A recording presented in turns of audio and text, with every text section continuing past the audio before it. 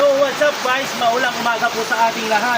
So for today's video guys, kasama po natin si Kalabong Riin, ang chef natin ngayon. Hi guys.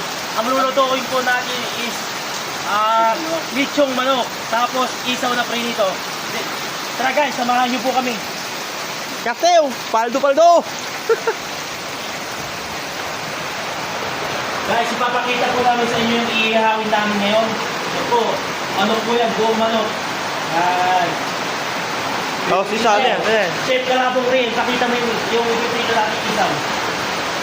Yan o. Paldo! Yan o. Uy! Dami. So, mga ingredients po namin is harina, tapos crispy fry po. Pag-aalawin po, pag-mixin po namin yan. Yan! Tara na guys, samahan niyo po kami maglinis ng lilitsyon natin ngayong araw. Yan po. Yan po. Una po, titignan natin mga ano yung mga balahibo niya kung meron pa po. Para safe po na kainin natin. Si paring Ray naman. Kalabong. Kalabong Riin naman nakatuko siya sa ano, isaw. Isaw ng manok. Ang gagawin mo dyan ng ano, Kalabong Ray yan. Ay, ipiprito po natin. Linisan po natin mabuti. Okay. So yun guys, tapos na po natin siyang hugasan. Ngayon po, imamarinate natin siya. Gagamitan natin po siya ng mga sangkap. Sibuyas, Uy! sili, pangpasarap sa pagkain, Uy! bawang, para matanggal ang jowa mong aswang, Uy! soy, Uy! pampakulay sa buhay mong mapait, katulad ng jowa mong Si Uno. maasim ang kilikili. Ayan po, uno pong lalagay natin yung soy.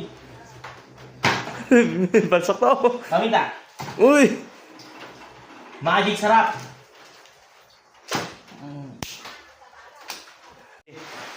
So what's up guys, ngayon naman is mag-marinate tayo ng isaw para sa ating pagpiprito. So first guys, gagawin nyo lang is biyakin nyo yung egg. Yan.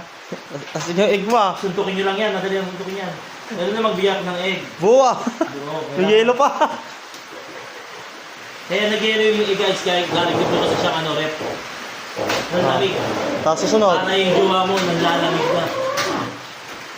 So, susunod guys, lagyan natin ng, syempre is harina.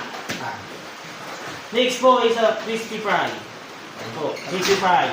Original. Bawal kumabit kaya dapat original. So yun, yung pagpiprito is mamaya lang po natin yan. Papakita ko po sa inyo kung paano magprito ng minarinate nating isaw.